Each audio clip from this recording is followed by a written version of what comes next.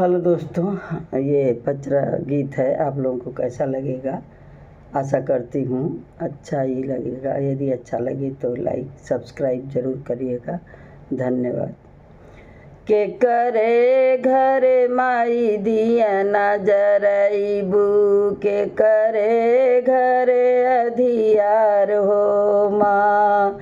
के करे ही घर माई दिया ना जलईबू, के करही घर अधियार हो माँ, के करे ही घर माई दिया ना जलईबू, के करे ही घर अधियार हो माँ, के ही विधि करबै, के ही विधि माई हम करबै पूजनिया, सपना में दे तू बताई हो माँ, के ही विधि माई हम करबै पूजनिया, सपना में दे तू बताई हो माँ, के करे हाँ घर माई दिया ना जरईबू, के करे ही घर अधियार हो माँ,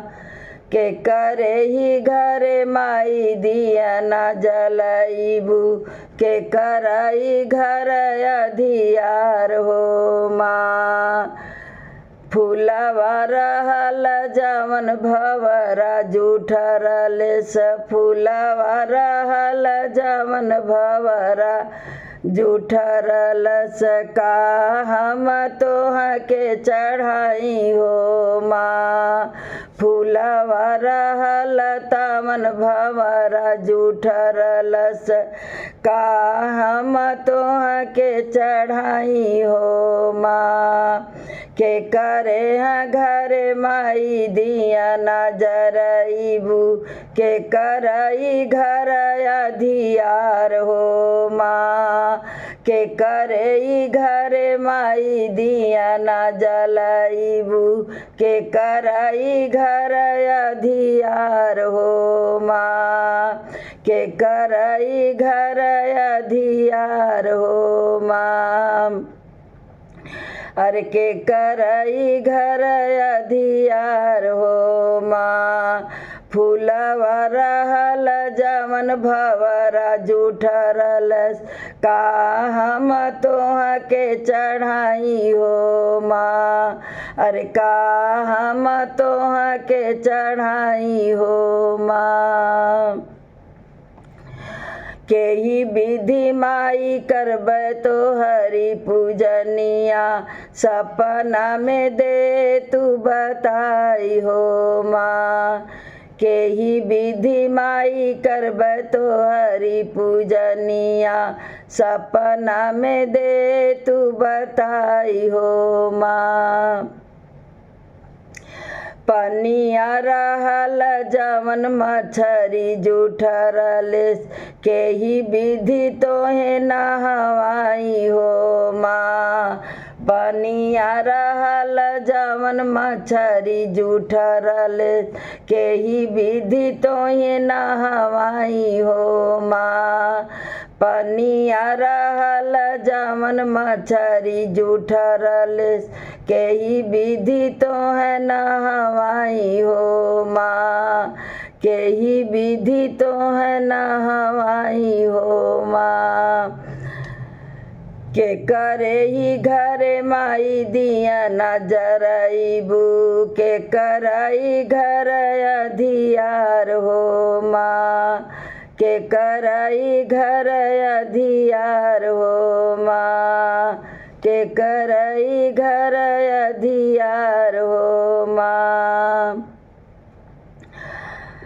अरे बनिया के गुड़वा तो चिटिया जूठरल से, कैसे के भोगवा लगाई हो माँ,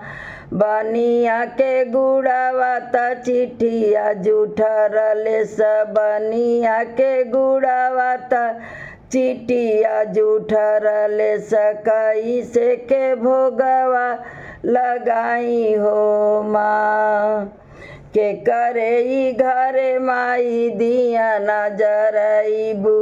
के कर घर अधियार हो माँ